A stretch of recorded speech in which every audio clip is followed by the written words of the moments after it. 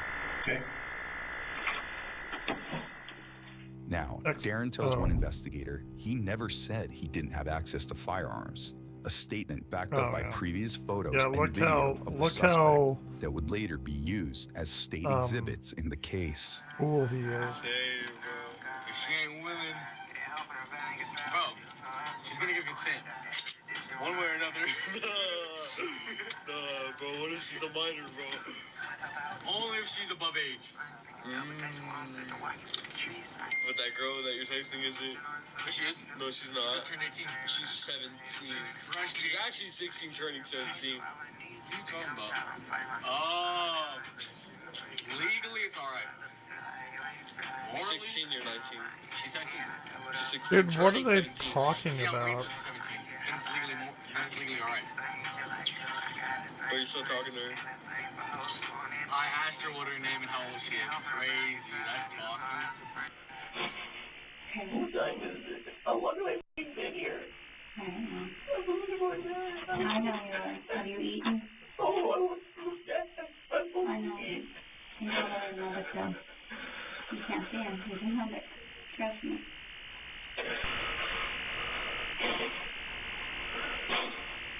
Let me see if I can get you something to eat. Don't eat.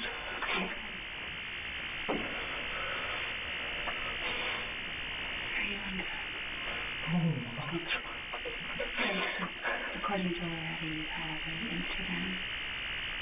Okay. Pictures of drugs and guns and all that. The freaking photos are fake. Clearly all of them are fake. TV comes from Jensen. Next, multiple witnesses come forward with critical new information. Darren has made jokes before about hurting his dad for hurting him in ways that I'm sure he doesn't want to say, or I wouldn't say for him. And, you know, I've always took it as a joke and blown it off, you know, because like my parents said, he's always been a pussy, you know what I mean? And, so he was going to get to do great. it.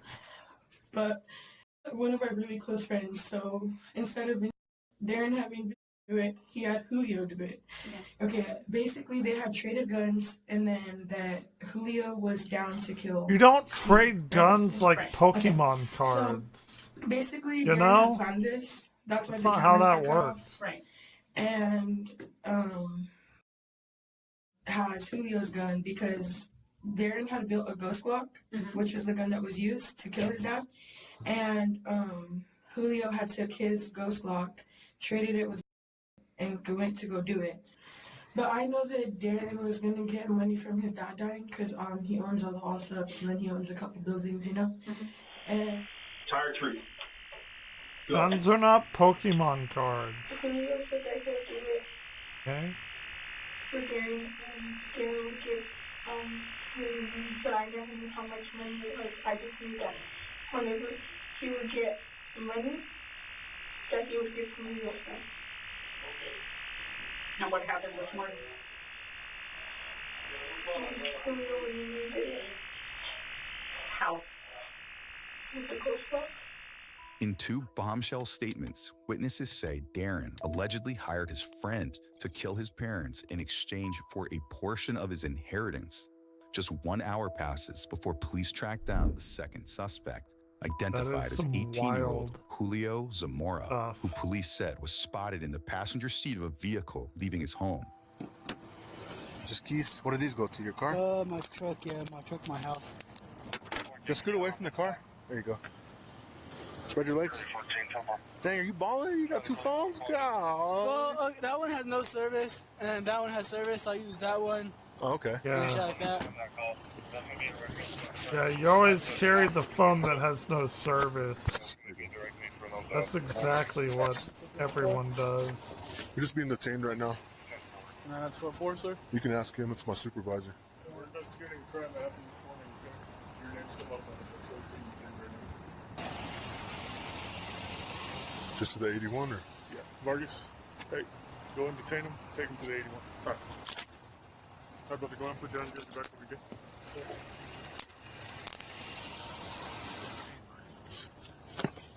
He has a play gun. Yeah, there's a gun in here, bro. It's a real gun? Yeah. You want to get paper? Yeah. Sorry, ma'am. Go ahead and step out of the car for me. Police find a black and gold Imagine- 9mm ghost gun in the car's glove compartment, according to a criminal complaint. A firearm that looks eerily similar to the one held by Darren in a previous video. Moments later, Julio is brought in for questioning. Imagine wanting money than Yes, wanting sir. your parents to live. You spell your first name for me? Julio. What are they gonna like spend it on? Okay. And your last name was what again? Zamora. Zamora. And you're 18 years old, right? Yes, sir. Julio has read his Miranda rights and also agrees to speak with detectives before further questioning. Now, that's sort of right. Julio, do you have any idea why you're here? Not necessarily. They just before they took me in, they said I was a suspect of a crime. Okay. That's all they told me, and they didn't tell me much more. And go ahead. I don't know what crime they're Talking about? talking about. Yeah, they just told me a suspect of a crime. That's all they told me. Just so a crime. Do you know Darren? Darren, yeah, he's one of my homies. One of your homies. How long have you known Darren? I knew him for about a year. I ain't got no homies, man. So, and you said you last saw him on Saturday. When did you talk to him last? Did I ask you that already?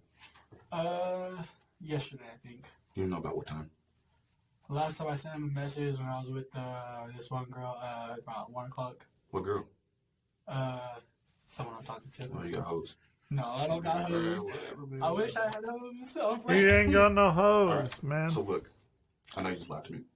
All right. So what I want. It was around like 1 to 3, somewhere around there. It's cool. I just know that a lot of what you just said wasn't entirely the truth. And tell us the truth about when you saw Darren last, when you talked to him last, and the nature of your guys' friendship. Okay. I'm not going to bullshit you. All right. Please don't bullshit me. Okay. Right. So what's going on?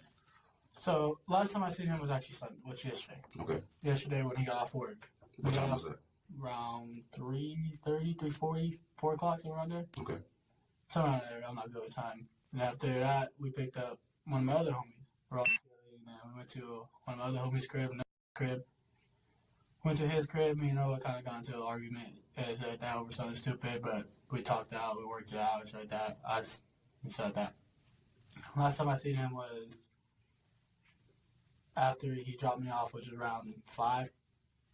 Well, actually around 5:36. Mm-hmm. He dropped me off around that time. After he dropped me off, I was chilling at my crib, and then after that, I was chilling with the girl. After you chilled with this girl, what did you do?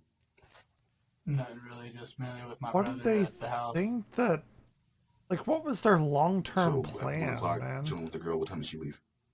She left around No. 1:30. Then I dropped her off. Mm-hmm. You dropped her off? Yes, sir. Where did you drop her off at? At her house.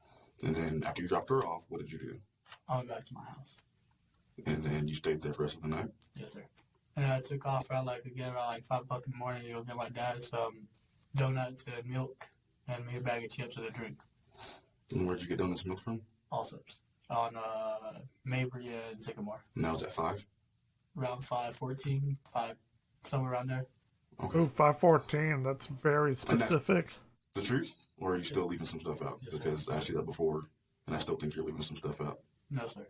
How about a week and a half ago, did you buy 514. Who remembers 514? That's okay. What kind of ammunition did you buy? I bought 9mm rounds. You got 9mm rounds? Okay. Yes, sir. I bought it for a friend. Okay, so we know about this ghost Glock that Darren had. Yes, Okay. You guys go and buy. Well, you go in and buy 9mm ammo. Yes, ma'am. Is that right? Yes, ma'am. Okay. They wanted 9mm rounds for their gun. So Who did? he wanted a 9mm round for his gun. I said, okay, it's not. I didn't see much of a big deal with it because Okay. not just like that. I'm gonna buy it or something like that. But What was going on around that time that you guys wanted to buy this 9mm ammo for? just go out shooting. Just go on the range, shoot. And did you guys make some kind of trade at some point?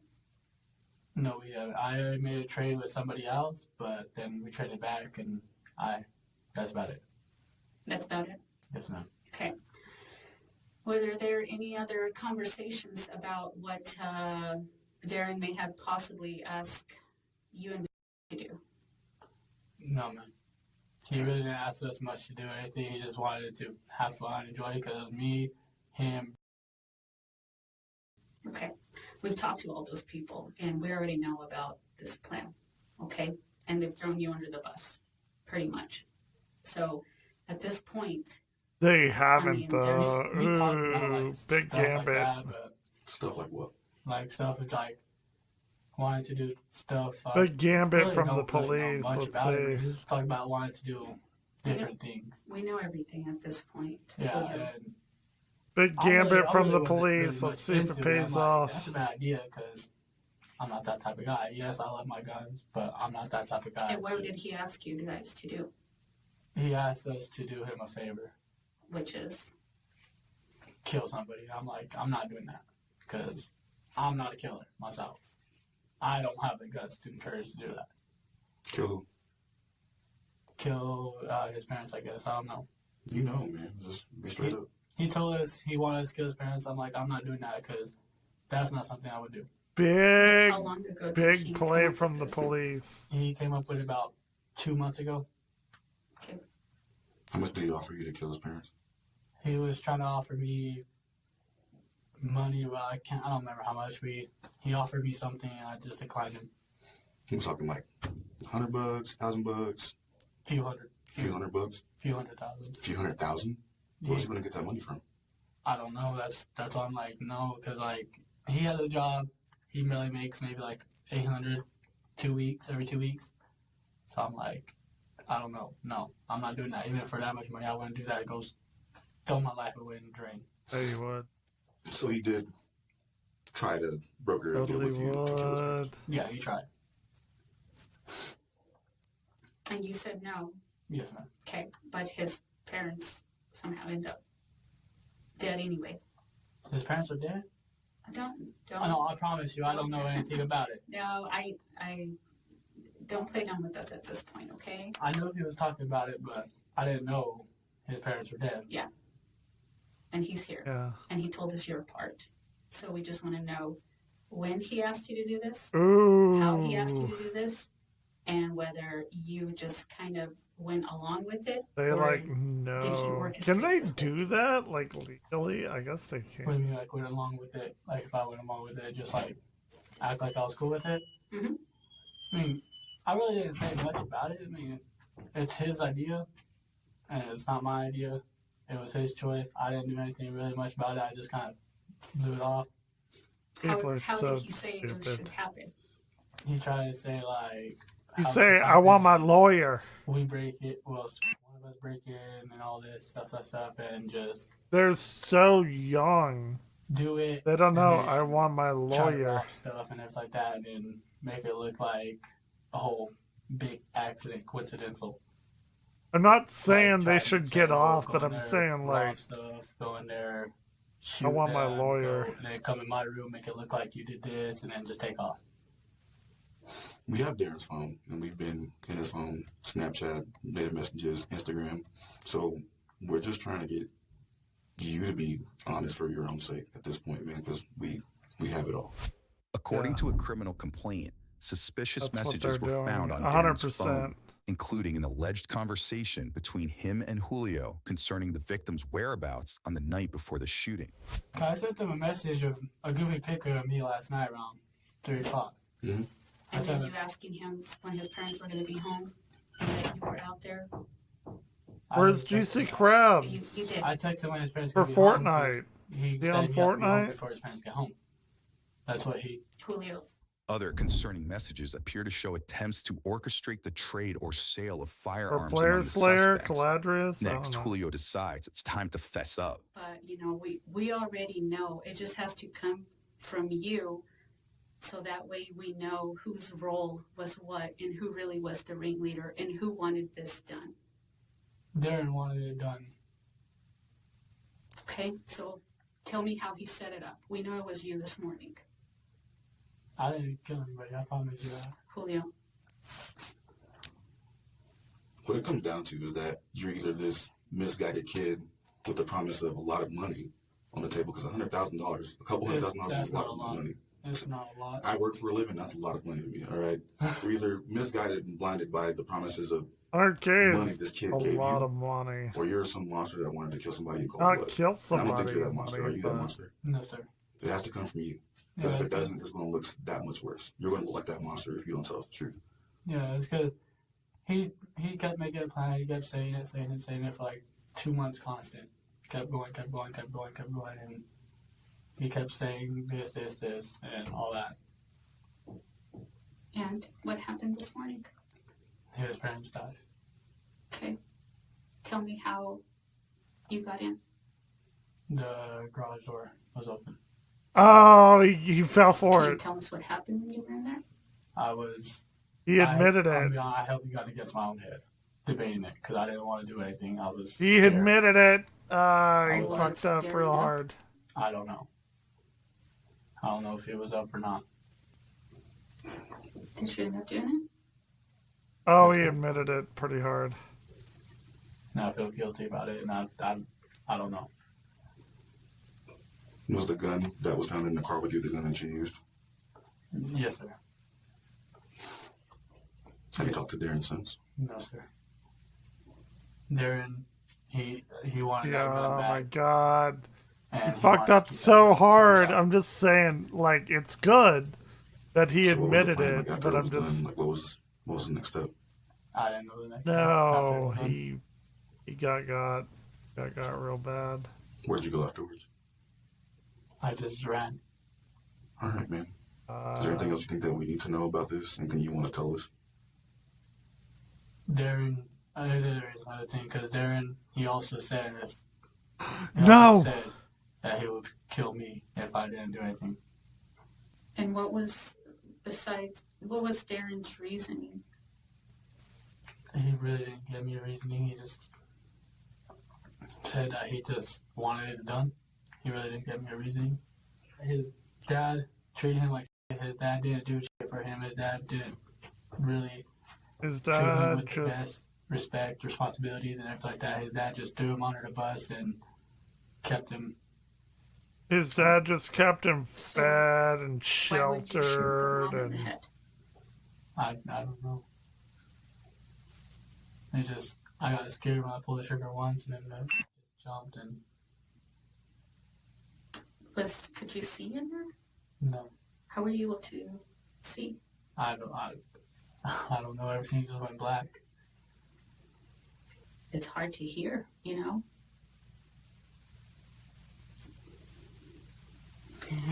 Their life is over and your guys' life is over. There's a lot of lives over. Next, Julio learns his fate. Julio, go and have a seat over there for me. Okay, you are going to be going to jail tonight, okay? Do you want to know what your charges are? Yes, sir, I do. Okay, you're going to be charged with murder in the first degree. And so 2 counts of murder in the first degree. That's okay? premeditated. And commit murder. Okay? Yes, sir. So go ahead and stand up, put your hands behind your back for this officer. Just face towards the window. Both teens were charged with 2 counts of first-degree murder and conspiracy to commit murder. Darren is facing an additional charge of criminal solicitation. At last check, Julio and Darren each pleaded not guilty to their charges and are expected to face trial next year. Subscribe now for easier access to the latest from Dang, man. Really awful. Is anyone still in here? Piece of grabs is...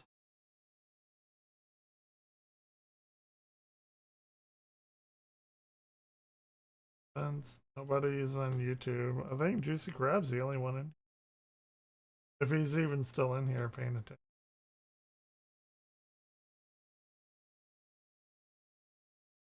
Roided out tough guy faces off with 6 cops.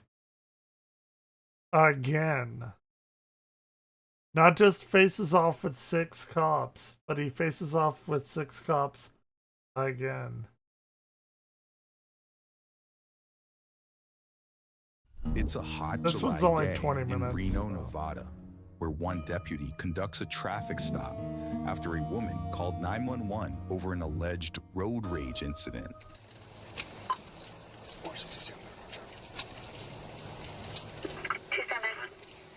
The woman told police the driver of the vehicle seen here allegedly tried to hit her after an incident in a turning lane before she called emergency services and waved down a passing deputy. What's your copy? Bring closer to that. Stay in the car. Stay in the car. Stay in the car. Stay in the car. Stay in the car.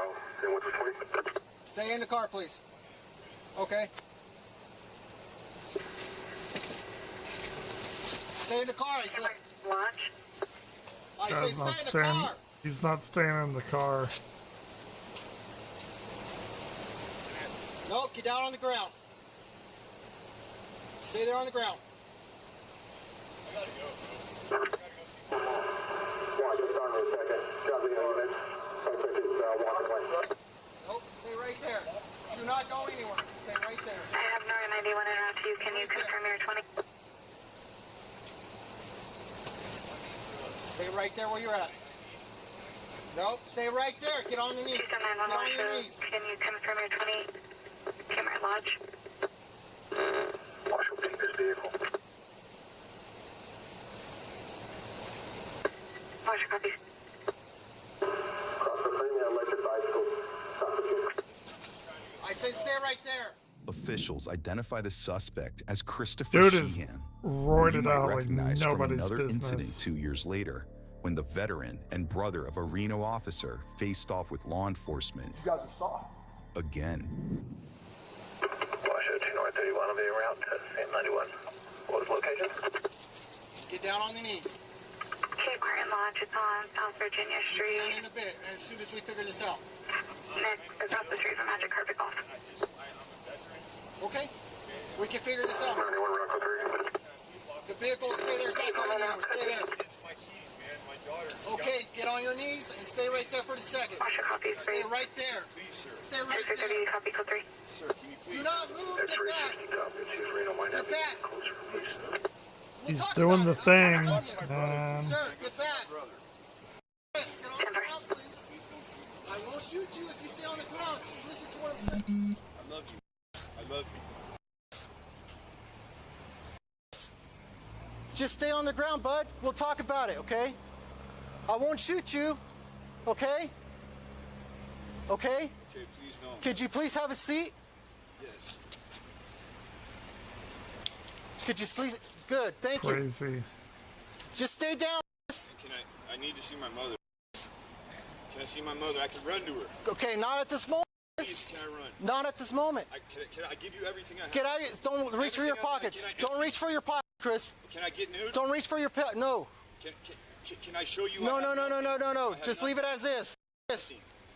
Don't reach for anything. No, but I'm showing you my legs. Man. Okay. Everything I have. I got my shorts Oh, on. this is the Okay, spa. don't reach for anything. I got shirts on. Yes. I got a Johnny Cash shirt on, and I got a. Hold on, I'll be right back. Don't worry. Chris, leave your clothes Here. on. Here. Be right back.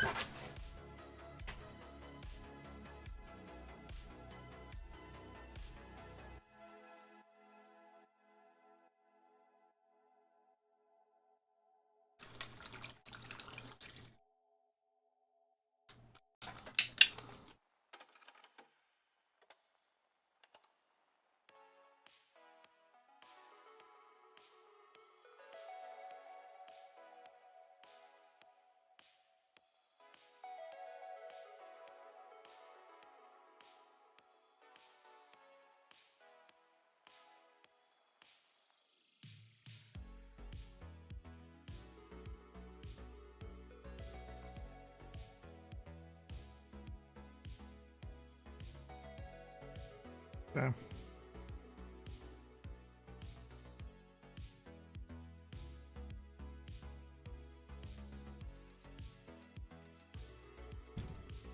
Nah. I'm just. Ooh. Just leave your clothes on, bud. Can I go home now? Please, can I go home? You will be able to go home here in a few minutes, but let's talk about this. No, okay? We will not. But not at this moment. Okay?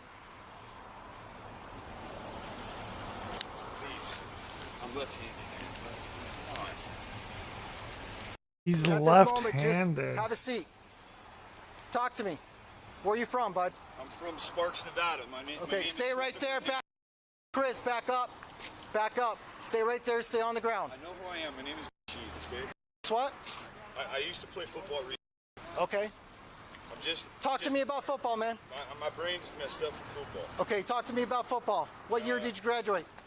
I graduated in 1995. 5. Yes, sir. So we're about the same age, bud. We probably played football together. What team were you on? I was out of... remember that? Yeah, man. Did you guys used to play for... I could have played for the... I was with the... I wasn't humble enough. Okay. And you played at... It's not gonna dox anyone. Do you know Crawford? Chris? Listen, I'm just warming up. I want to No, don't warm up, man. Don't warm up. Just go down on your knees, please. Can I show you my ID and everything? I give you everything. Right here to your left. Right here to your left. Yeah, man, please, all right? Chris, don't reach for anything. I'm not reaching for anything. I don't have anything. See? Look. I don't have anything. I got my shorts on. I got this on. That's it. Get on the ground now! Stop. Chris, we're cool. Chris, we're Where's cool my here. brother? Chris. See my brother. I'm going home right now. Chris. See my daughter. Listen to me. I'm not going to lay on the ground. I want to go see my daughter. It's you and me. Here, I can give you the keys. Can I give you the keys? No. Listen to me. Here, look. I can Okay. switch on this rubber band. Stop! Back up. Lay on the ground, buddy. Maybe can pinky swear though. Guys, stop. Talk to me. Kill me, please. You and I were talking just fine. Stop killing me. I just want to go see my mom. Please. Let's talk. Let me run. Can I run? No, you can't run. Can I put my shirt on and run? Chris, let's talk about this. He's fucked up Can you a go little down your bit. knees? Why are you past what? Past what? Chris, What did I do? can you go down your knees, please? No. Let's talk about this. Let's figure this out. I'm going to run. I'm sorry. No. Chris, let's talk about this. Here's my things. Here. This is Chris, back up. my wallet. As backup arrives, this officials is not form a going semicircle around the well. suspect with firearms and tasers drawn in a formation that is about to take a serious turn. Lay down. Chris. He's gonna get got. Yeah, he got got. He got tased. Lay down. Lay down. Oh, he didn't get tased. Well, he got tased, but he got Chris, lay down. tased immunity or something. I don't know. Wash over. Shots fired. Subject is down. Send ransom. Investigators later determined that one officer who had his firearm drawn was hit in the knee by a stray taser probe during the ordeal, causing him to, quote, flinch and fire his gun at Chris, hitting him in the right shoulder. That's wild. That's crazy. No, my shoulder. My shoulder. You're okay. You're okay. We're gonna Don't let me die. As officers tend to Chris, let's fast forward. That's 2 actually years kinda later crazy. And take a look at the future incident with this background context in mind. In this case, police were called to Chris's Reno apartment around 1:30 a.m. over a noise complaint. Hey Chris, Reno PD, what's going on, man? Okay. I got no guns. Okay. Who are you? I'm with the Reno Police Department. I work with your brother. Get your hand off the weapon right there, mother. I got my hands right here. Take your hat off. You. Chris. You! He's not wrong to be like what is that, going on, honestly. man? Coming out there. Where's my brother? I don't think he's wrong to be Where like is your that. brother? I don't know. We've been trying to get a hold of him. My name is Christopher Henderson. You guys shot me 2020. You guys didn't pay me any money. You Chris. shot me in my right shoulder. We know, bud. Chris, what is going on? Jesus. What's going on today, Chris? Let me do some pull-ups. Get the out of my way. Move away. All of you. All of you move the away. Back the up.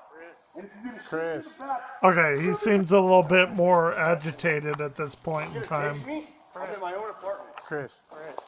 Stop it. You got a bunch of your What do you neighbors guys are want me calling. to do? You guys trying to take me to jail?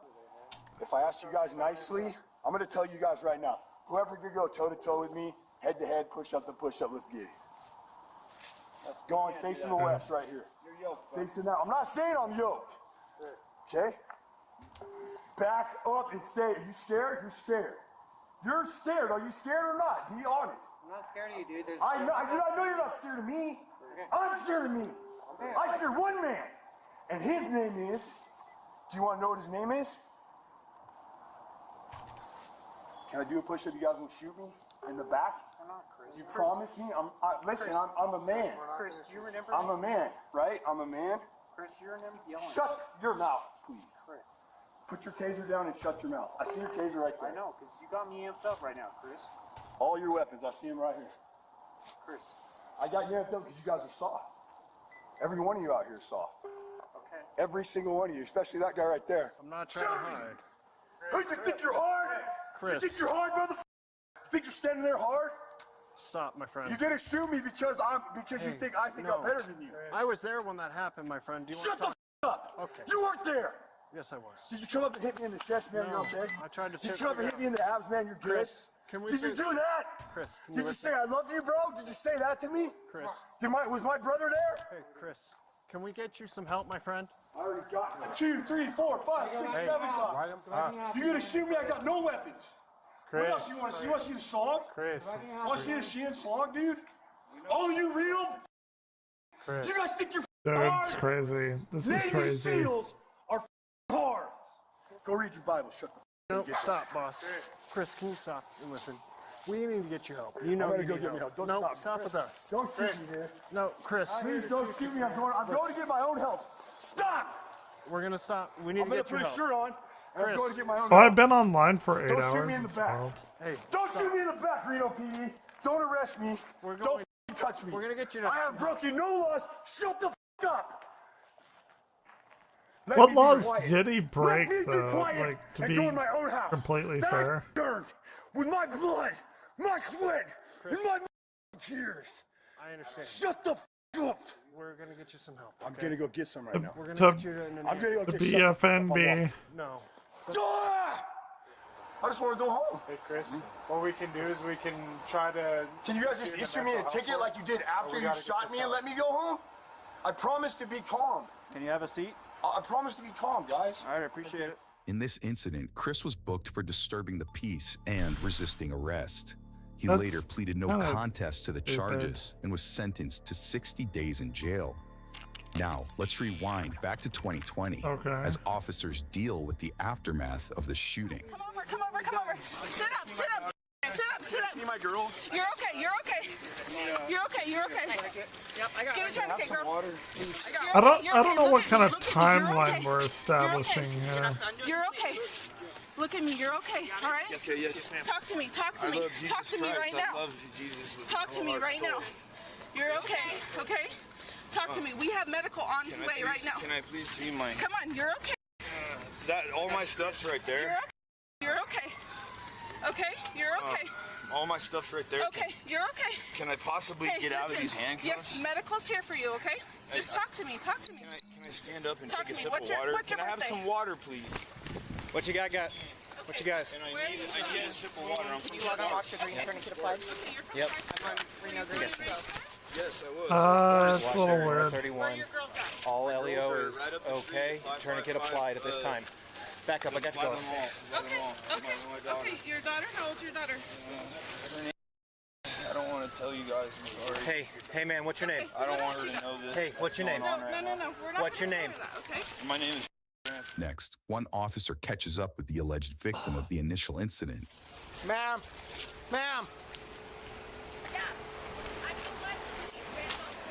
Okay, so... Okay, yes, we need you here. I'm gonna wait right here. Perfect, thank you. He's gonna get with you.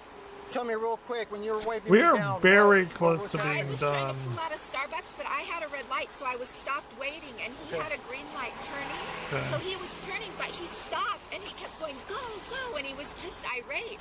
So I was like, okay, I'll go. When I started to go, he tried to hit me, and then he waited there. So I pulled over, and he was just sitting there waiting. He wanted me to get in front of him for whatever reason, but the look on his face, he was just irate. Okay, perfect. Can I get a statement from you? Could you get her a statement? Yeah, what do you need? You alright? So she's the RP. She's the one that was waving me down back here. Okay. So, and everything in detail. Oh, were you? Okay. Davis, okay? You're okay. Hey, guess what? I'm gonna check Medical's your here. arm.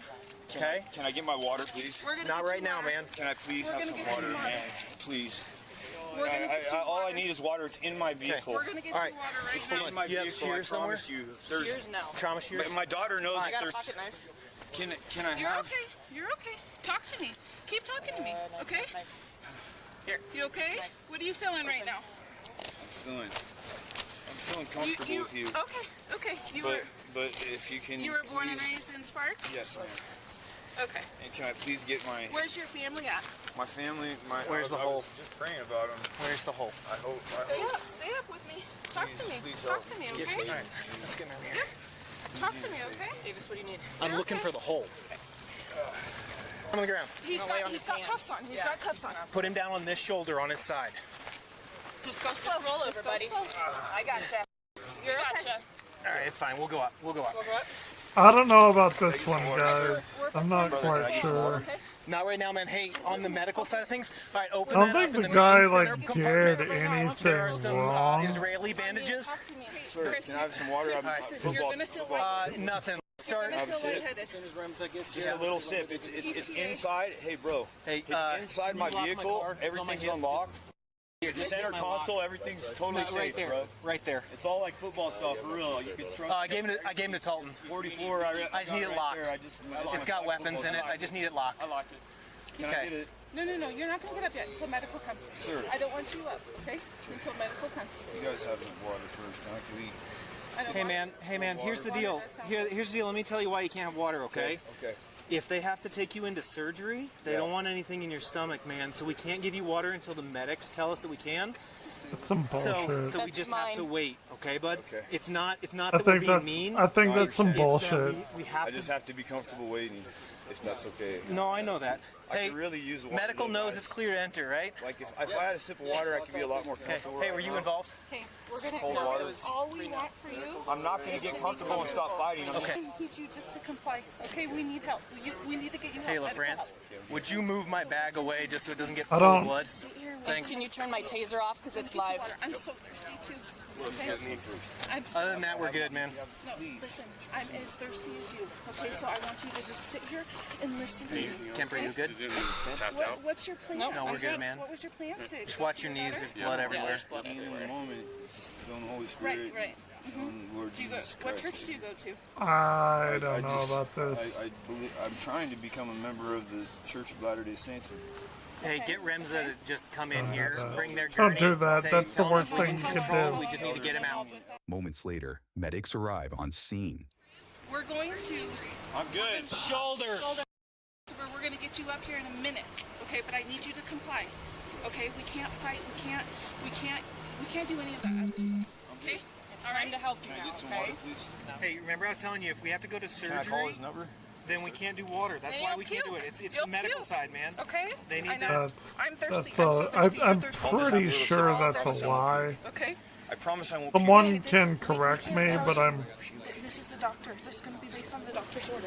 Okay. I won't None of us can puke. do that. I won't puke, guys. Please, give me a sip. I'm like pretty sure that's Hey, a guys. line. I love you. Just one. The Just one. surgery Him and then an thing. officer. We're getting the second unit for an officer. The officer's down? So, Where's the officer He is down? right now for a Where is single he? gunshot wound to the Where right is he shoulder. at? Initial Why can't he application come of here? tourniquet Can I was help below him? it. It's got We're helping combat you. gauze, minimally packed, and then pressure on it, but bleeding was mostly controlled when I was doing that from this onset. Okay. Okay? All right, man, we're going to stand up. We're going to get onto the medical bed here, okay? Got it. Okay. Yep. We're going to bring your leg in. 1, 2, 3. Right. Standing up. Okay. There you go. All right, sit back. Sit back. There you go. Shoulder, do we know? Right shoulder. Do that, buddy. I don't know. I wasn't here. Okay. This one too. Handgun. Okay. I didn't have any weapons. Okay. I don't have if any. you want I to don't have switch any him weapons to on me. your restraints Okay. so we can lean I back. don't think I have a baseball, little mini baseball bat for my son. Okay. And I have some pine tree smelling things in there. Chris suffered a single gunshot wound to the shoulder and later reportedly filed a lawsuit against the Reno Police Department, Washoe County Sheriff's Office, and specific Kinda law would too, enforcement honestly, officials, not gonna seeking lie. damages of more than $15,000, citing reckless negligence and excessive force. While medics work to secure Chris on the gurney, one deputy explains what allegedly happened. Oh, that is a big... Well, my partner, Deputy Chilico, was here on scene giving this orders to get down. We came to obviously assist. All of us, me, Chilico, the female RPD officer had their, all of us had our tasers out. Chilico tased, it was ineffective. I went around, started screaming at him, giving him more orders to get down on the ground. He starts walking. Actually right here, I think this one here. Oh, this is our 4%. I'm sorry, what was that? This one right here, shot is 32. Which one is that one? That officer? Yeah. RPD officer. RPD. Okie dokie. Do you want more I don't want really information. Is there anybody outstanding? No. So it was this guy. Yes. And Reno shot. Yes. And what direction did they shoot? This region. Into the building. And how many rounds? One. Did they hit him one time? Yes. And that's him. Yes. Okay. All right. Do you need anything from me right now? Don't pull away from me, dude. Dude, don't pull away from me. We're all trying to help you. We're trying to get you better off here, okay? I believe in the Lord and I don't Savior. believe that. My Lord and Savior. He's everything. He's every morsel. That's this side. This side. Everything, even all my bad stuff. You already got my I'm all right. I'd rather not until he's secured. I got you. Now I am. Yeah, 9 mil. 9 mil. Okay. Doesn't really matter for us. Can you push my elbow back a little bit? Back like this? Yeah. That way. Yeah, keep going. Say when. Keep going. Yeah, keep going. Just go, dude. Send it full send. I'm not gonna go too hard. I don't want to hurt you, man. Do as hard as you can, bro. I know, but I don't want to hurt your joints or nothing. I need it to break. I need it to pop. So we'll let them figure that out. Yeah. Better? Yeah, Reno. There you go. Thank you for shooting. Chris was taken to a hospital and later booked for reckless driving and resisting arrest. Court records show he was ultimately found guilty of the resisting charge and not guilty of the reckless driving charge. Okay. He was sentenced to 1 day in jail. Well, according to the Washoe County District. Hold on. If the reckless driving charge led to the resisting arrest charge, then if the reckless driving charge was found not guilty, then he shouldn't have ever been pursuant to the resisting arrest charge. That's fucked up. In my mind, that's a fucked up charge. Is that not true?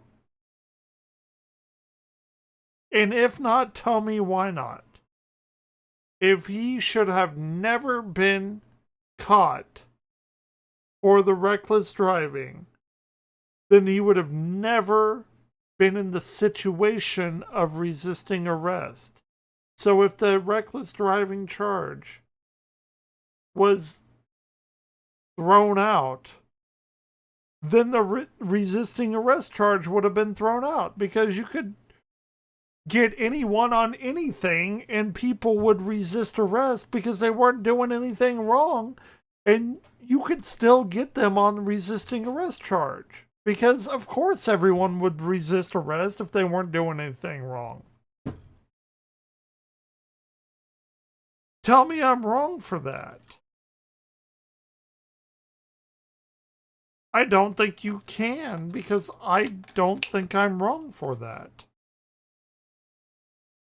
District Attorney's Office. I think that's the officer fucked who up. Fired his I think weapon this was is a later fucked cleared up- of any wrongdoing, as the shooting was deemed accidental. No, Court I think records this is indicate fucked that up. I Christopher's think this is a lawsuit fucked against up the law thing. enforcement agencies and individuals was resolved in August Nah, 2020. man. Nah, I'm not with this.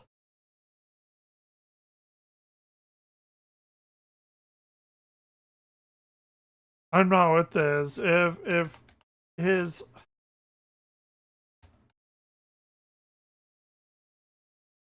charge was thrown out,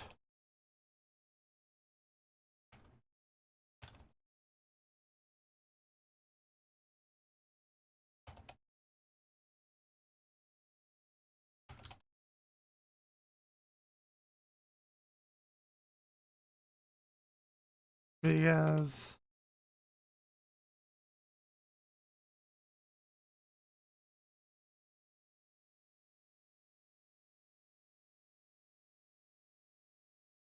if not, then you could.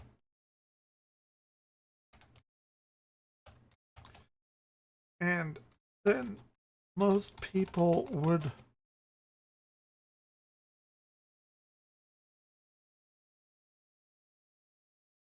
Nah, fuck this case.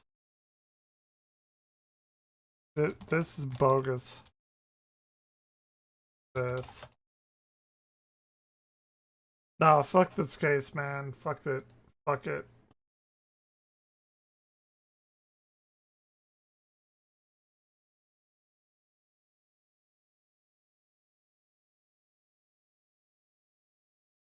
Huge liability. Nah, fuck that. Nah.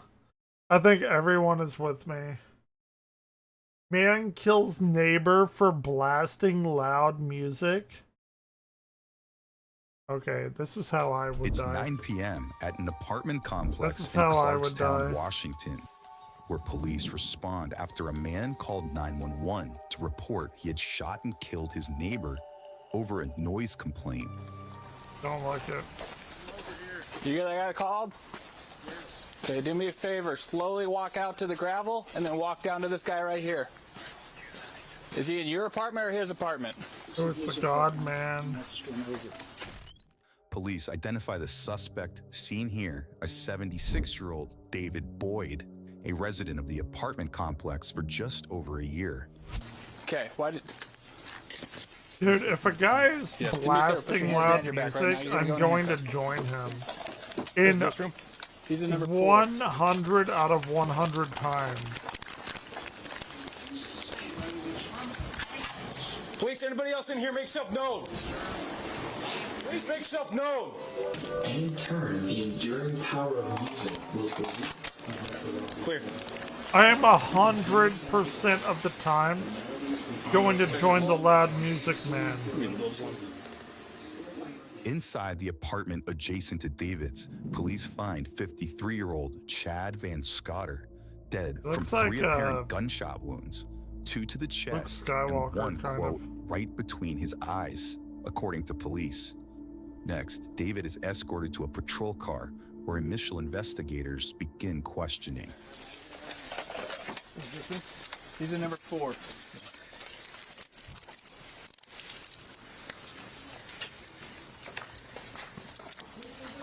Okay, let's go this way.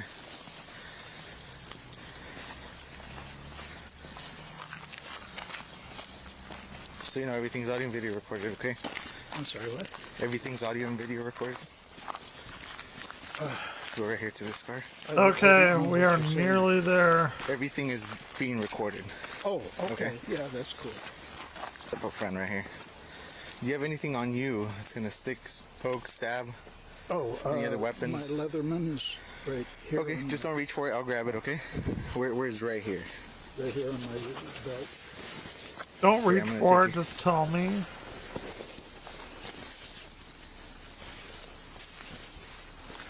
This right here? Yes. Oh, I only have We'll 3 take that left. out, okay? Oh my Is that all right? gosh. Any other weapons on you?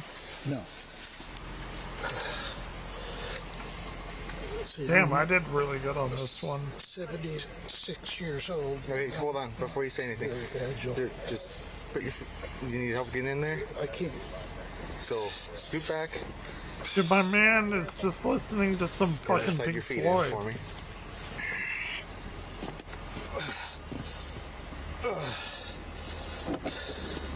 Okay, everything in here is being audio and video recorded as well, okay? Okay.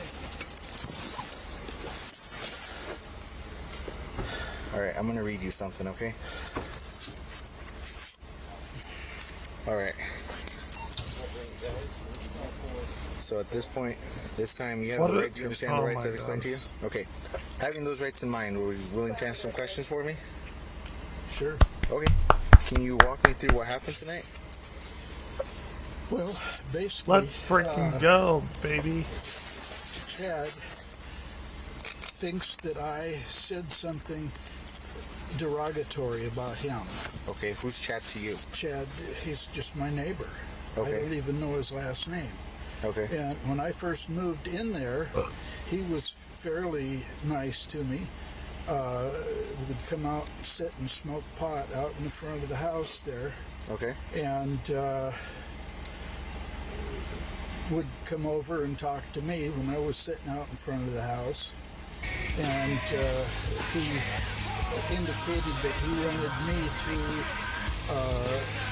be his chauffeur and to drive him around and do things for him.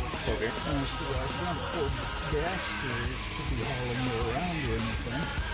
And so, I don't know, a couple weeks in, he just suddenly stopped coming out and stayed in his house all the time. And a couple of workers were working down here in this first apartment, and I had walked down and talked to them, and one of them had asked me if Chad was bothering me. Why, And I said, no. I said, I hear occasionally, I hear him closing his cupboard doors in his kitchen, but otherwise he isn't bothering me. And for some reason, they told him that I had said he was banging his cupboard doors and keeping me awake. Okay. His cupboard doors are anywhere near my bedroom, so it was just them trying to get the two of us at odds, I guess. Okay. And this so one he was a came fun up, one. I banged enjoyed on this my one. door, started screaming and hollering at me and slapping me. And I just backed up and closed the door and called the police. Extra long and limo. There was a couple officers came out and talked to us, and he... Dude, this one can't be that When did much. this happen? Oh, this has been probably 6-7 months ago. Okay. Approximately 7 This months one prior to cannot Chad's be shooting death, like that police much. said they responded to the complex after David allegedly threatened to shoot Chad, who he said tried to push his way into his apartment after other repeated noise complaints. The two neighbors were reportedly told to be considerate of the other and to stay apart if they couldn't get along. But later the same day, David allegedly called again with more noise complaints that ended with one investigator noting the victim's television volume to be at a, quote, reasonable level. And it's just got gradually worse since then. He puts a radio or a TV or something in the little bedroom what is right this next to my limo? bedroom, and if you go in there, you can hear it. It's just blaring into my bedroom, and I can't sleep with it blaring. And he's done that on a regular basis, and I've called the police on him on several occasions, and they say, oh, there's nothing they can do about it. Okay. And so then he went to the management company and told the manager that I was harassing him. The alleged disagreements sparked multiple office complaints from both Chad and David, according to an incident report. Chad expressed his desire to move just 5 days before his death, allegedly saying he was, quote, going to get out. Oh, he while died. He can. Okay. A property Okay. manager also reportedly told David that he was the, But quote, not from loud common denominator noises, behind though. repeated noise complaints, including a past allegation of using an air horn to retaliate can't. against different neighbors. We can't do noise complaints. And I for actually had Dad. gone and got a set of earphones and a wire and had my TV where I would listen to my TV with my earphones. I didn't have it up to where he could even hear it. And he just, about, I don't know, once every 2 or 3 weeks would start blaring radio or something in the bedroom to keep me awake. And the last couple of months, I've been sleeping Did he in the kill little him bedroom because on he a had cot too loud because, music? I can't sleep in there with that radio blaring all the time. Okay, so what happened tonight? For some reason, he put a radio in his kitchen. Okay. And just had it blaring. And I couldn't even hear my TV because of that radio that he had blaring in there. Okay. And then I turned everything off and went and laid down in my cot, and I still couldn't sleep because I could hear the radio blaring in my front room. Okay. And then, I don't know, about 8 o'clock or so, I got up to go to the bathroom, and I went out there, and he had taken the radio out of that area and put it over in the bedroom area. Oh yeah, this is not. This and is had not it blaring. much. It's still blaring right now. Okay. And I couldn't take it anymore. Blaring I can't radio sleep. caused him It's to like kill. I'm paying $850 a month for that apartment. And Bro, that is super I can't cheap. Sleep. I can't do anything in there because of him. I'm like a little. Why aren't mouse you paying sneaking around in $850 there, monies for an closing apartment? the doors real softly so that I don't irritate him. And so I went over killed and him. knocked on the door, and he come to the door, and he had a stick, and he tried to hit me with the stick. So I had the gun in my hand, and I shot him. Can you repeat that one more time? So you had the gun in your hand? Yeah. Okay. Why did you have the gun in your hand? Because I'm afraid of him. Okay. Because of the incident that happened before where he said he slapped you? Okay.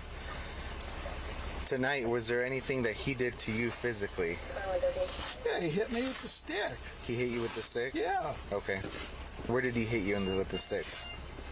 In the face, and he didn't leave a mark or anything. He just he tried to hit me hard, but he couldn't because the door was there in the way. Okay. And then what did you do? I shot him. Okay.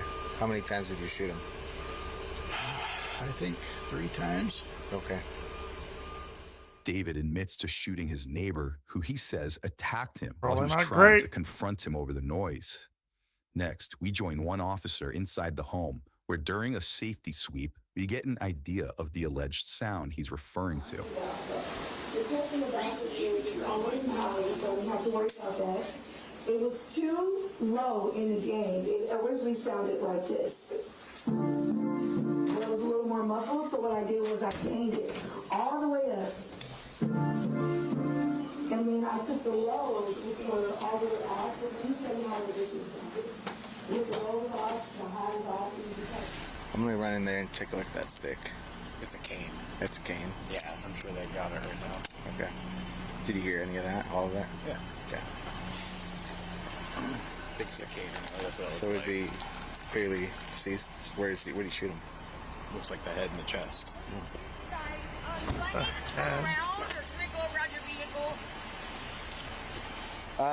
Just turn around that way. Back with David, he has a few questions for the transporting officer. Excuse me? Is there any heat back here? Could you? Yeah, let me crank it up over there, okay? I'd appreciate it. Thank you. Yep. He was dead, wasn't he? David, I'm not going to discuss anything with you. Oh, I'm sorry. Right now.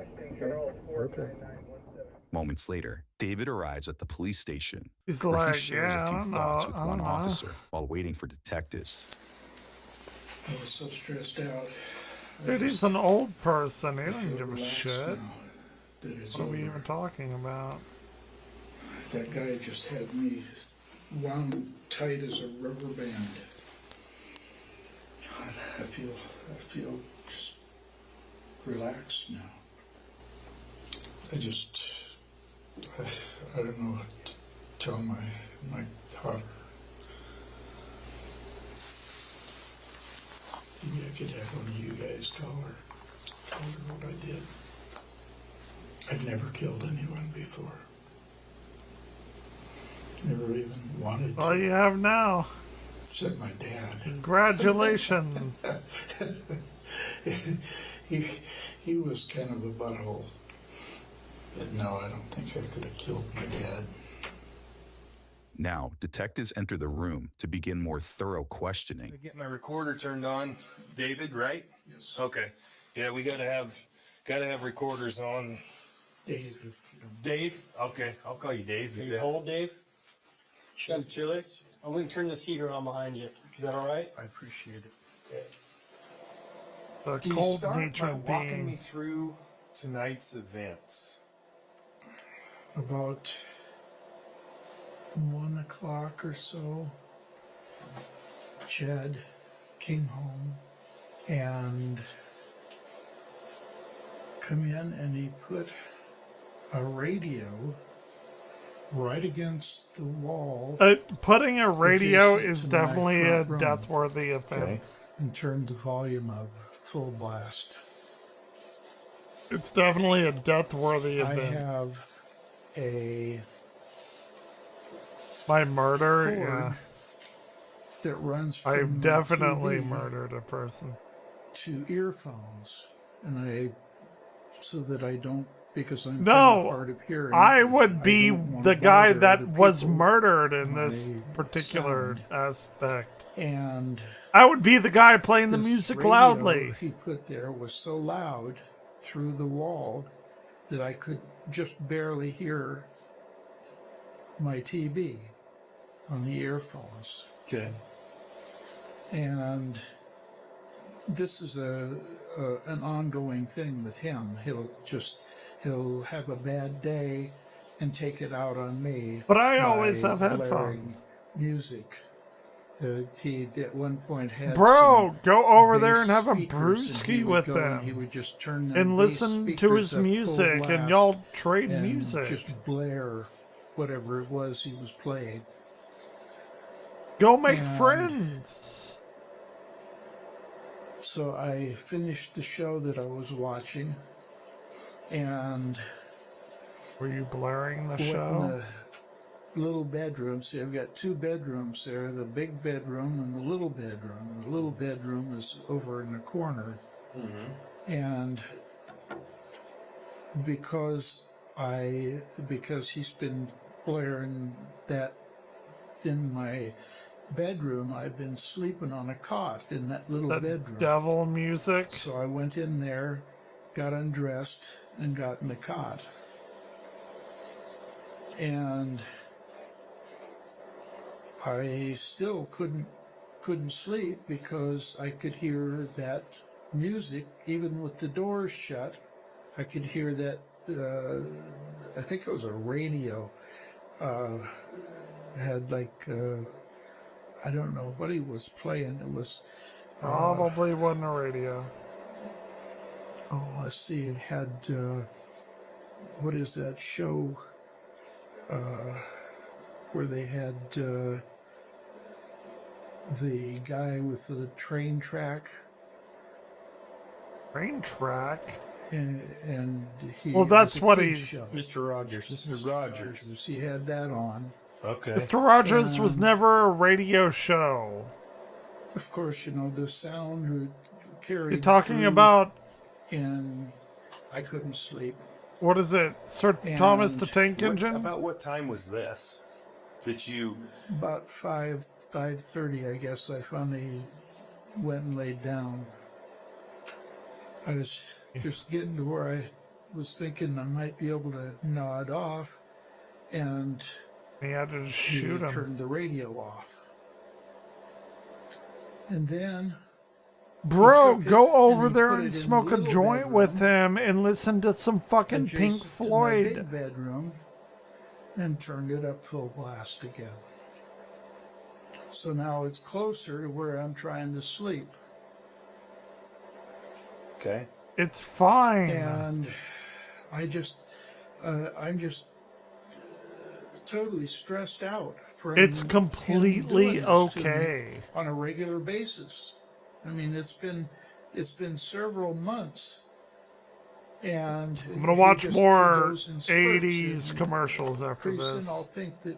I think everything's okay, and I'll be able to go in and go and 90s. sleep in 90s my commercials, bedroom, not 80s. And I was too young then for all of a 80s. sudden he'll start blaring Primus music is through, okay. Fish, I don't know a lot the of fish. radio or whatever in there to keep me wound up. Okay. And Welcome he to said, the "Look, machine, my man." You remember when you came out before? He had pounded on my door, opened my door, and he stood there and slapped me 2 or 3 times and started screaming Slapped at me, and him. spitting on me. And you and Or the I'd be other like, officer hey that was man, with you, you want to come over said and that get there was drunk and nothing listen you to could some do. music? And So let's yeah, let's stay on track. And you said he's a bully, and so then what happened He next? was a bully, apparently. I just I've kind of lost it.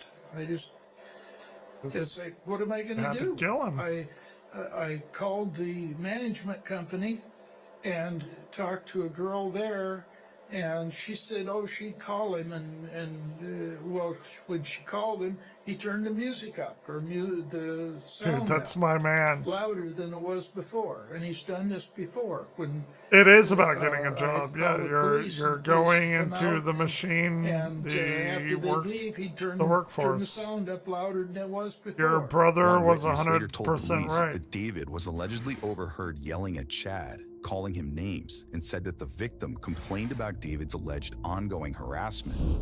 Meanwhile, a worker referred to David as, quote, crazy, and requested additional help while working in close proximity to the suspect, according to another witness. Another brick in the wall, Finally, same kind one of neighbor thing. described David as annoying, The movie always about that, complaining, actually. and cantankerous.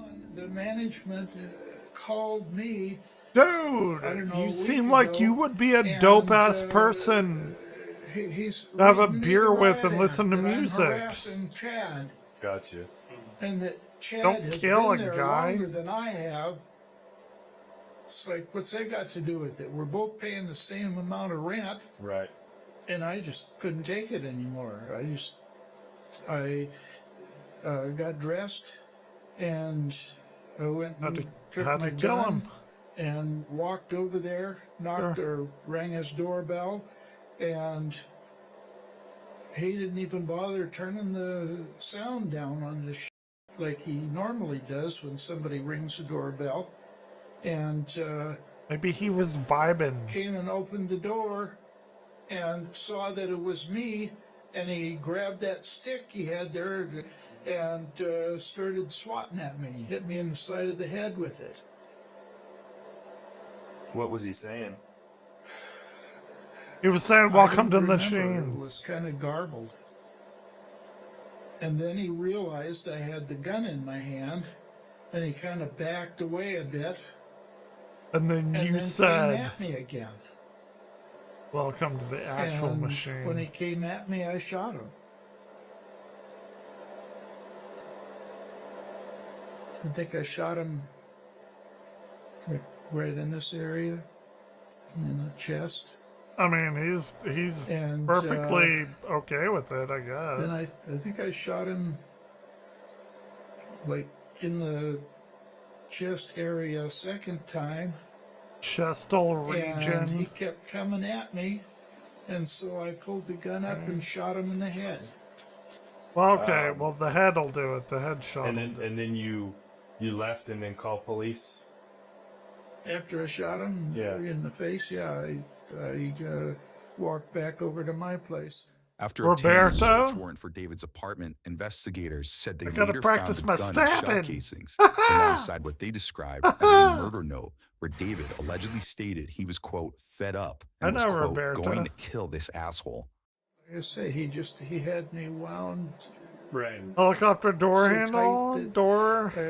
every time he'd turn that radio on, I'd get sick to my stomach.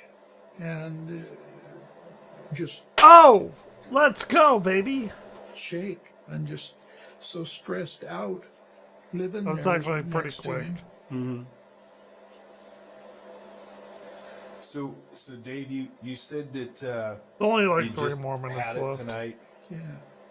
Basically, A shopping mall! last straw. I couldn't sleep. This is gonna be a Couldn't sleep. big one. I'm not And gonna so do you- the whole you got up, you this got one dressed, all tonight. You grabbed your Actually, gun, want to do Lord of the Rings. you walked over there. I wanted to at least start it. Rang his doorbell. Oh my and god, this is a He large. opened the door. And This then is a big boy. Had that stick in his hand. And When he saw that it was me, he grabbed that stick. He had it sitting right by the door. He grabbed that stick and started swinging it at me. you said you thought he hit you around the head, The side of the head here. right there. But you said it wasn't very hard, didn't hurt. Well, it was so long that he couldn't really get a swing. Couldn't really swing it. And That makes sense. when he tried to swing it, then the bottom of it would hit the door. Oh, okay. And so he couldn't really hit me that hard with it.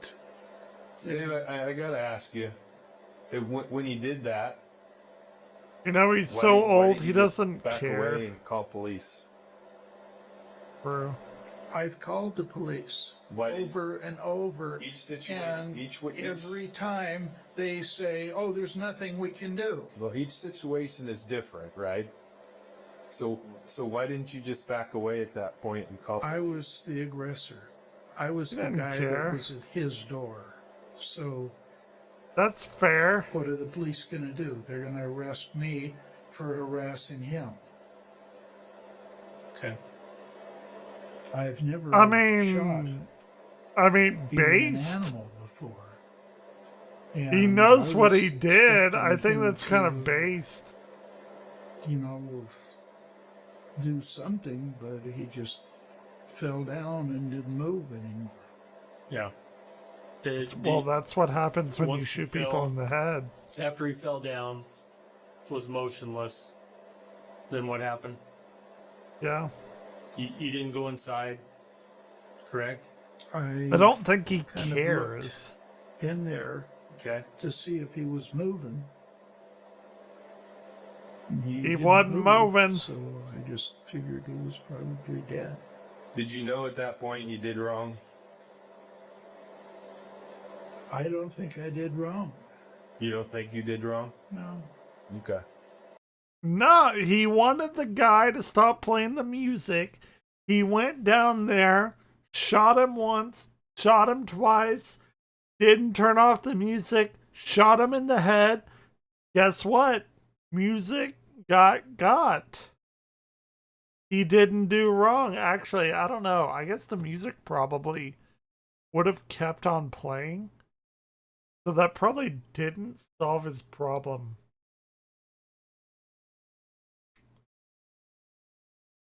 No, they're probably like 30 years old, later 20s. Then what? Then why did Like you? you said, the guy was a bully. Right. Uh, So you don't think you did wrong because he's a bully? yeah. Okay. And he attacked me. I But would have why- just why smoked would a you say joint you didn't with feel them like and spending then. the rest of your life in prison. Yes, I figure that's what's going to happen. Why is that? I don't know if it's smart What are the questions. choices there? I just think the suspect. All right, Dave. I just think the old guy wanted some sleep. And then the other guy wanted to fucking play some Toonskis. And they weren't compatible. They were not simpatico compatico. And dude shot him. Don't know. I think that's just the long end of the stick on that one. I jam out to a lot of music, but I always do it on headphones, so or earbuds or whatever. In my high school, very, very, very early college days, I had a 7.1 surround sound system. And I had my speakers on little arms on my chair behind me. And I had my 5.1 in front of me. I had a badass system. It was a Logitech 7.1. I would pump that shit up. But now, like, I don't really care. I couldn't tell you the last time I've heard music without, like, headphones or earbuds. Other than, like, going to a concert. Which, by the way, the Midnight's still open. You gotta provide room and board, but still an open ticket on September 12th. This time you're under arrest, okay? For murder in the second I'm not an degree. insane You've been clown posse guy. cooperative. I appreciate. It's not that I hate them or anything. I think I would get along with the Juggalos. I just don't know any of them. I'm not. I am completely indifferent to any of them. Give me a few songs and I'll listen to them right now. That's if you just put your hands out here like this. And I'll tell you if Okay. I like it or not. It is a good Saturday night drunken everywhere. David initially faced a charge of first-degree murder, but after negotiating a deal, he ultimately pleaded guilty to second-degree murder with a firearm enhancement. I'm not a and juggalo. unlawful possession of a gun. The now But I 78-year-old was respect sentenced to 23 their years culture. behind bars. Subscribe now for easier access to the latest. Ooh, I respect their culture. Hold on. Give me something. I need to go pee. I'll be right back. And yeah. So here.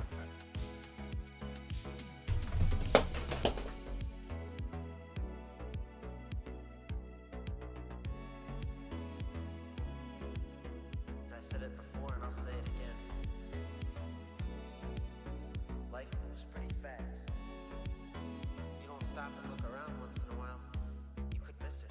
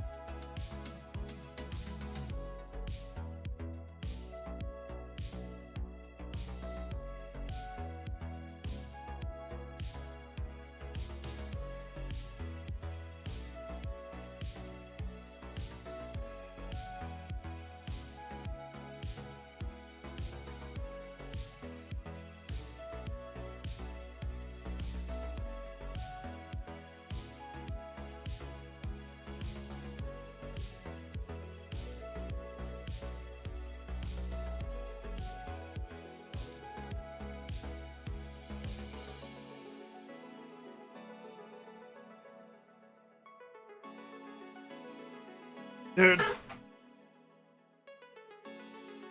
I don't know if you are having any of the stupid fucking ant shit that I am, because I know you also live in the South.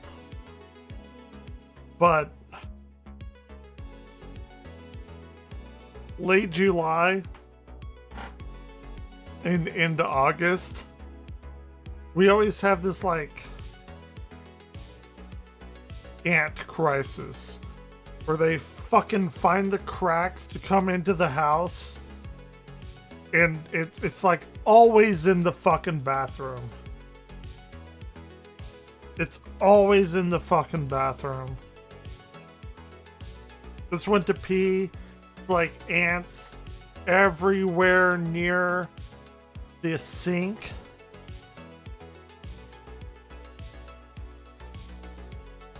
Awful.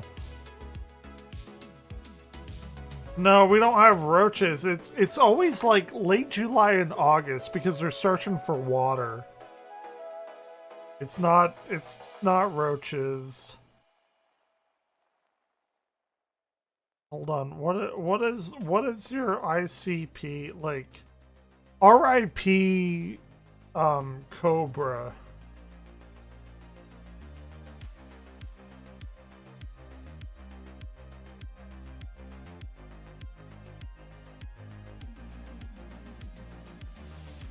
Hold on, has anyone done anything for Cobra since he passed? Let's look.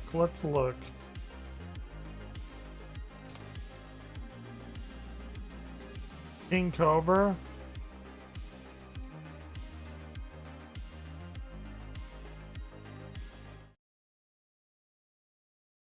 Dude, it's been like almost a year. Oh my god, it's been 3 days from a year he passed. This was his final live stream. Feel like shit, Facebook. It hurts to lay down. Been up all night puking and pooping.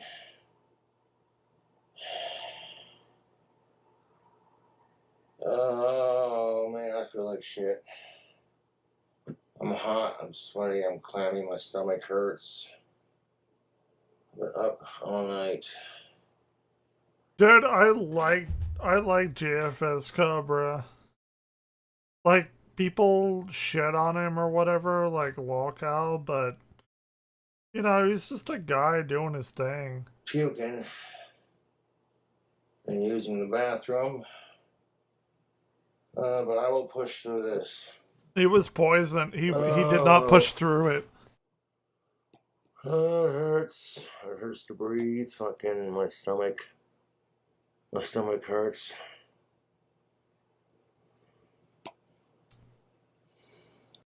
That was it. That was it, man. Cinnamon Toast Ken? King I haven't Cobra watched JFS this. Rip. But for real? He's gone? No! Yeah. It was real? King Cobra We JFS loved passed him! away. He was 34 years old. Dude, it's been God, about a no. year. It's been confirmed by Josh's father, Clint, too. See, whenever Ozzy Osbourne and Hulk Hogan passed away, I was unaffected, right? Because they're older men, they've lived their life, they're wealthy, they can afford every medical treatment that's available. But yeah, man, King Cobra, 34 years old, too young, man. Yeah, that feels bad. Agreed.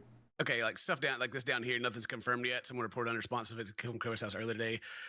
Yeah, so we've done videos on King Cobra before. Like we've checked out his cooking videos. He always seemed like a cool guy. He always seemed like he was a fine guy. Yeah, he was weird, but who amongst us isn't?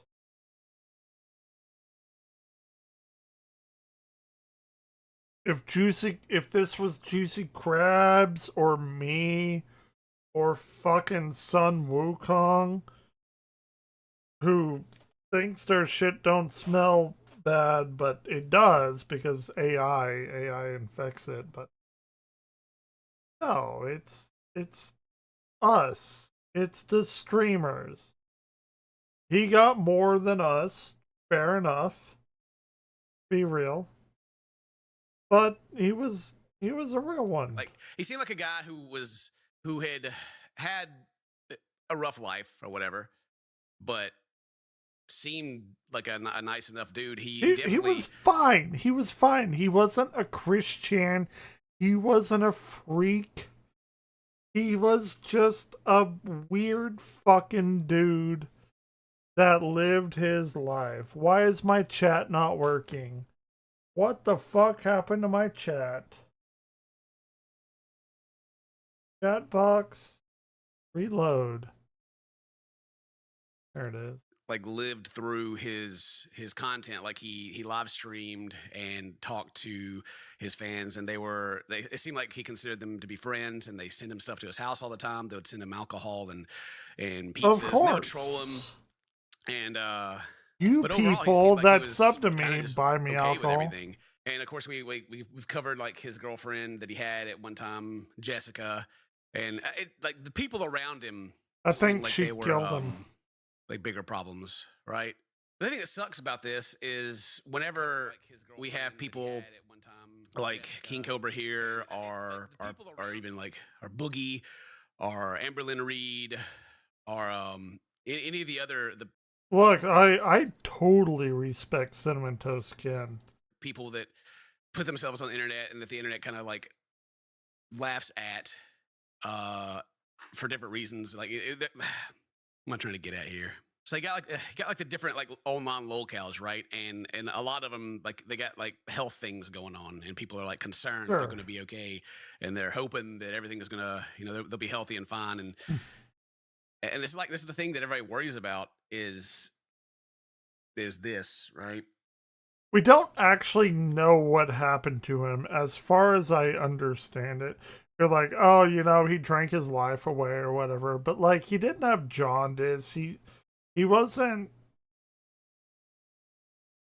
terminally ill. Like I have drank way more than him, and I should have been dead way longer than he should have been. There are things that he was sent that he ate that probably he shouldn't have in such quantities, like these weird nuts and shit, that make me suspicious. Maybe it's like a conspiracy kind of thing, but nah, man. He was like 32. I drank tens of gallons more of like vodka 100 proof than he ever did. And unless my body is like somehow weirdly resilient, nah, it was not the alcohol that killed him. I promise you that. And from what I understand, just like from watching some of his content over the years, is that he wasn't in great health. He liked to drink a lot, and in his chat definitely. So do I. Enabled and I think pushed to do that as well. And so it's really unfortunate to see. I mean, I guess it what I'm trying wasn't to say there is that like though. all the other ones, like it you got wasn't. like even like Nick Avocado before he lost the weight. Everyone's like, man, this is leading to a bad place. Get some help and all that. It sucks. All right, so this is his dad that made a Should video. I put on the cat ears? Released today. It is Catter Day. I'm Josh's dad. This is sad. Here, I'll put on the cat ears for Catter Day. I wanted to make a video for Josh. Just imagine being in this man's shoes, like your son passes away, and then because of like the internet and the kind of content that was going around, that you have to like make a video to clear the air, Yeah, like Mary says, like everyone holds out for like the redemption, right? Everyone wants to see them go to a better, like live a better life, to live peacefully, and then tragedy happens, and then like his dad has to come on here and Saturday. I mean, I'm assuming that it was going to be something that was stated anyway. Don't forget to remind me of the Catter Day cat ears. From what he said at the beginning of like the rumors going around that he feels like he needs to speak up before they get out of hand. That's gotta suck. That's gotta be heartbreaking, really. I tried to wake him up. He was not responsive. I got on today to delete all of his social media. Dude, I'm gonna be real. Like, JFS Cobra kind of was like me. Like, I don't talk like saying. Because fuck you is how I'm feeling. But I realize that would not be fair to his fans. It's And certainly he's nothing you would got want. way As you all more know, Josh viewers was than I harassed ever and bullied did. terribly his whole life, and for some reason, so many people on this earth Like, felt way more that people picking on than him I was ever okay. did. Yeah, so dad's obviously angry, as as any dad would be. Obviously has a lot of anger towards the internet, as well, like the communities and the people in the chat, right? And I ain't probably got even for no like people like trolls. me that make videos covering this kind of stuff, covering Josh's videos. And so he got he was angry and he got on. He's going. I have people that annoy the shit out of me, like Juicy Crabs and Sun Wukong, for different reasons, but I appreciate y'all. I'm glad that Juicy Crabs got out of that weird fucking relationship with that guy. Like, I never... Well, you do, and I love it. I'm glad that you got out of that weird fucking relationship. You troll me, and I troll you, and it's fine. We have a mutual relationship. Got nothing against you. Like, the trolling is fine. You know, you shit on me, I shit on you. I just can't do the pedophile thing. What it is. Sun Wukong, he continues to use AI, and there's an AI farm being built half a mile away from my water's gonna turn brown, and I'm gonna have a low like 50 megahertz hum, and I'm not going to like it, and it's going to say that his music is his, and it's just not. It's like me ordering a pizza and saying that look what I made. And it's like me delivering a Domino's pizza to myself and telling people, look what I made. It's fine. He can do whatever. Oh, the lyrics are mine. Well, the Parmesan cheese was mine that I put on top. It doesn't matter. You know, we can shit on each other. I don't want you to die, though. That's the point, though. My family did move to the country, bro. My family did move to the country to get away from this shit. And then the country and all this shit moved to us. There ain't no getting away from it, man. It's AI data centers everywhere, especially in Texas. Look. Be the largest AI data center state. Look! Southern state took the top spot in the world. Yeah. Dude, it ain't going nowhere. It ain't going nowhere, man. Anyway, this isn't about that.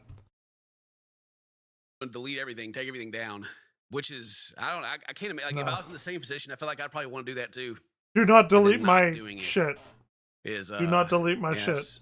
That's a big move. I mean, I guess preserve your son's legacy, no matter what your opinion of it is. You know, the memories that are there online. That you can't just throw those away, even no matter how bad he really wants to. Ugh, that's a tough situation. That's tough. I want to thank all his fans because there's a new game set. Feel like you mattered.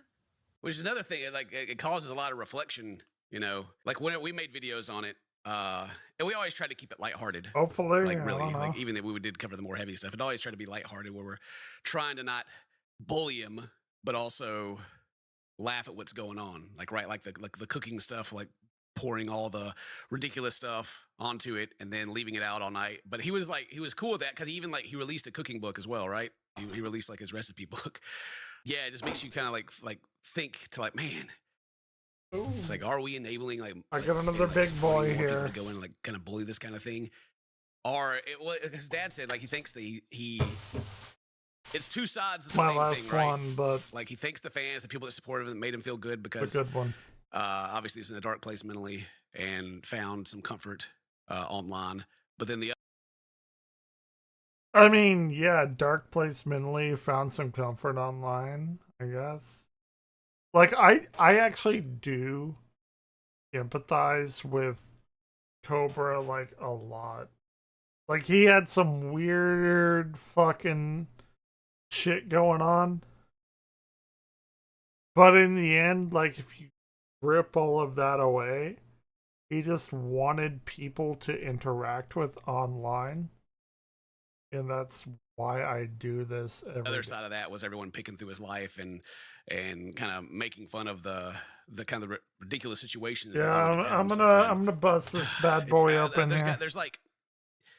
There's no way to like just put it into a little box and Sure. present it. I guess there's just so many different points of views that go into something, especially when there's so many people involved within your community. But yeah, it sucks to hear that he had a rough life like that too.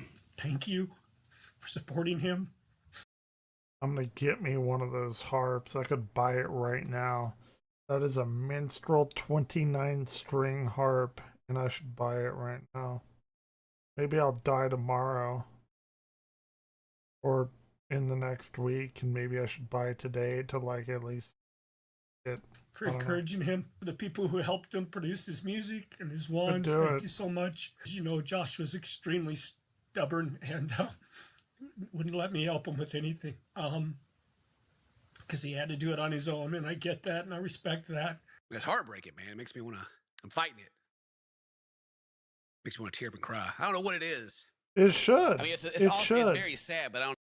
This was a year ago, man. This was actually one minus 3 days a year ago. It's even Cinnamon Toast Ken liked Cobra. Everyone liked Cobra. Cobra did nothing wrong. Unlike Chris Chan and Nova and Pamper Chew and all these other like fucking lolcows, Boogie and everyone, like Boogie should have passed before Cobra. Cobra was just like doing his own fucking thing. He harmed no one. He went after no one. He accepted everybody. No, like I can hold it together, but whenever it comes like dad's crying, oof, it gets me. Yeah. Anybody who came to visit him in person can testify that he was such a beautiful, beautiful soul. He would help anybody. He would invite anybody in to have a beer. Which I agree. That's what I was saying earlier about King Cobra or about Josh, is that he always seemed like a really nice guy. He seemed like a legitimate kind soul. He seemed like I would say like down on his luck or was just in a rough situation all the time. But he always he would always just sit there and chit chat to people, and like he was trying to entertain. He was trying to entertain his community. Yeah, I wonder what happened to him. Like I haven't seen like what actually happened. I just know he was unresponsive. Like the dad said earlier that when he came in there, he was already dead.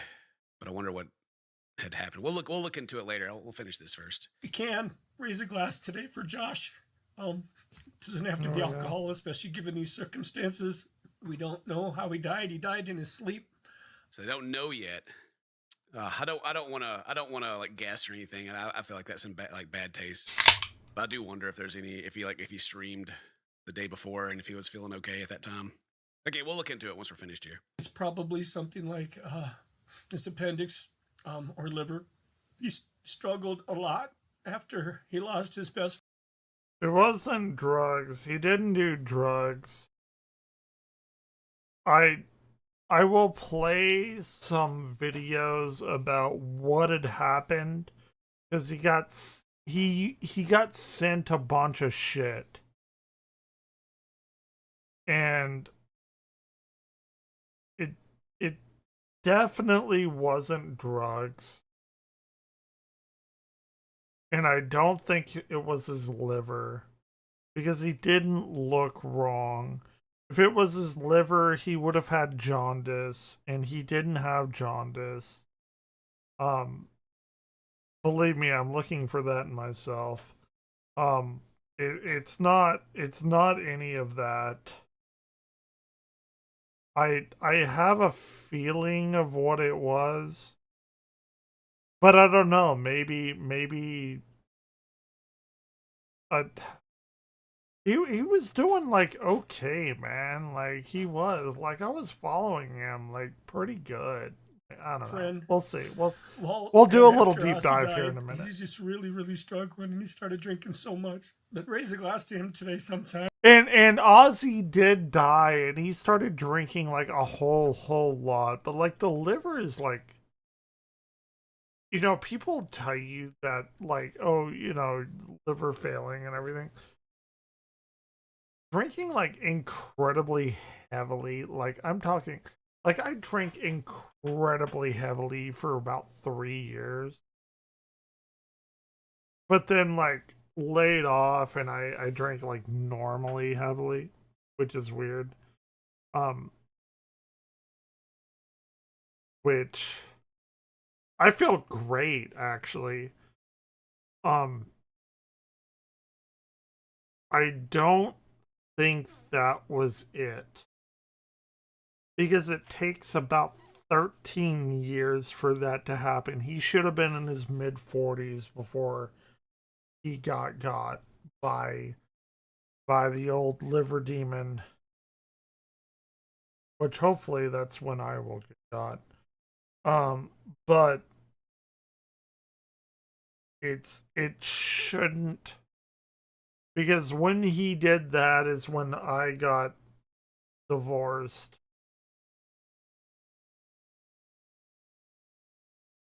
It shouldn't have been that. I don't know. We'll do some stuff. I do too. Like I feel great. Like I'm fit as a fiddle, you know, like whatever. You can go one better and make it a combo. Put two things together that no one in their right mind would want to drink. Yeah, That's what yeah. Josh would do. Yeah, he did some weird shit. Everybody likes me. Oh, sad as that is, that's true. He would mix some stuff together that no one in their right mind would ever want to consume. Please do not send me any private messages. I won't read them. I will simply block. He goes on about like respecting their privacy, which should be like a no-brainer, right? Like Correct. I know people are gonna, you know how people are. Correct. Especially the internet. They're gonna be messaging him or messaging his dad. But what happened? You know, tell us more. You want to do an interview? All that kind of stuff. Hopefully they leave him alone and give him time to grieve. All hail Ozzy. Hail Satan. Fuck suicide. Long live Joshua Faye Saunders, JFS. Yeah, I think he had a suicide ideation like I do. I don't think he has a suicide appreciation that he wanted to die, but he's like, yeah, if I die, it's fine. I'm gonna ride this shit out until the end. And he did, and that's fine. I actually don't think that's a bad thing. I genuinely, though, do think the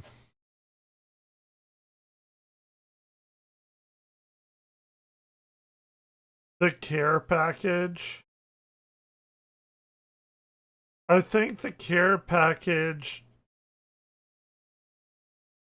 I don't know. Yeah, hell Satan. Yeah, it's a funny thing. Atheists say that. We say hail Satan because Satan doesn't exist. Christ doesn't exist.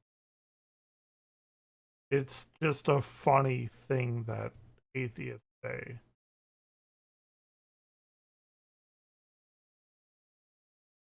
And if you are a Satanist, you know what Satanism actually is? Not that I believe in it, but I understand what the religion is. Satan wanted to be his own person. And he rebelled against God because he didn't want to be under God's constraints. So he got to be a self-fulfillment person.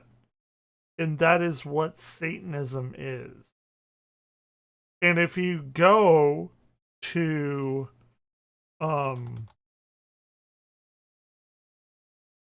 the what is it, the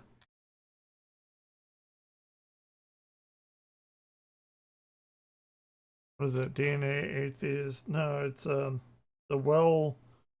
well-read atheist or something.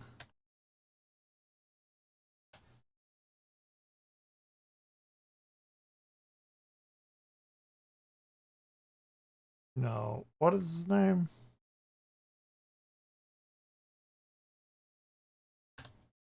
No, it's stupid. He's from Texas. Genetically modified skeptic. He's married to an atheist. Or he's married to a Satanist. Satanists do not worship Satan in an antithesis of the Christian God. They just want to make themselves and the world feel better, because that's what Satan wanted to do in the Bible, and God hated it, and therefore he cast Satan out into hell. Yeah, this guy lives like 2 hours from me. Yeah. Genetically modified skeptic. Anyway, let's go into the here. I haven't actually watched this, the care package. Let's see what this is. Joshy! Oh, Joshy. Hello, everyone. Welcome back to the UIS. Sad I don't know day. what this Cobra's is. dead. Just ain't right. I'm Josh's dad, and Yeah, I don't want to hear all of this there's a again. lot of rumors going around. And skip ahead. East 111 North Forest, lot 27. Fire dispatch, 121's are out. Can you assign rescue 1 to North Forest, Charles Biscayne, truck 3 can stay in service. And 1340. Truck 3, correct. You know what did happen? You know what Joel Osteen did? He closed his doors whenever Houston was flooding, and the Satanist church opened theirs to allow everyone in. Sorry, we're rewinding about 2 minutes back, but still. Joel Osteen, when Hurricane Harvey came through a couple years back, I believe it was Harvey, the mega church that had millions and millions of dollars shut their doors, would not let anyone in, any survivors from the hurricane, and the Satanist church did. So there is no love, or there is no hate like Christian love. Engine fire responding. Copy engine 5, 1340. 3 copies direct. At 1340. Fire dispatcher 123. Copy 123, 1340. Yeah. En route to I mean, North I can Forest. pull It's it going up. to be lot 27 for a male. He on the point of CPR. He's got blue lips, completely stiff, and he is not breathing. Fire dispatch 121 on. Can you tell us the number? Lot 27. Copy.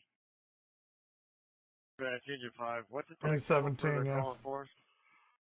The impact channel 5. 5. En route to North Forest. They've called 79.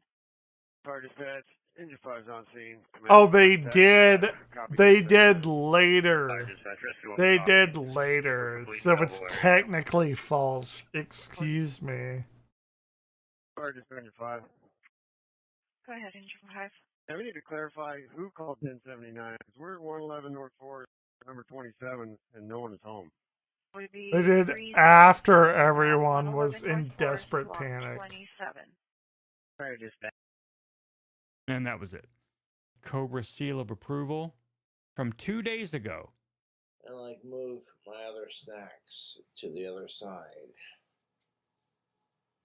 Anyway. Cheetos minis. Jalapeno. You see that? Dude, my man aged horribly. I am 40. Look at me.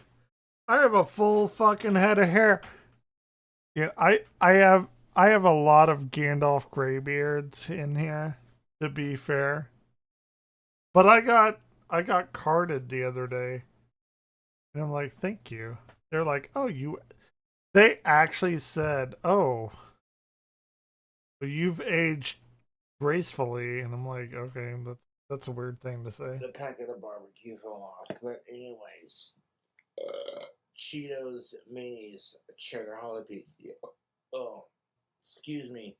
These are fucking delicious. Is this from 2 days ago? They're basically they're like little.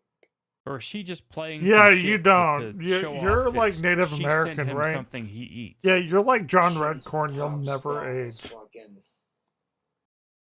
In Indians, I'm sorry, I'm gonna call you an Indian. But cancel me. You never age. You never age. You're like fucking John Redcorn. Actually, oh my god, there's.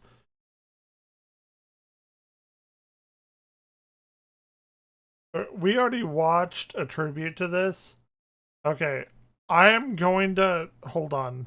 I'm gonna actually do something very important. As long as you don't go anywhere, Juicy Crabs, because this is actually completely for you. Because I know you're Indian.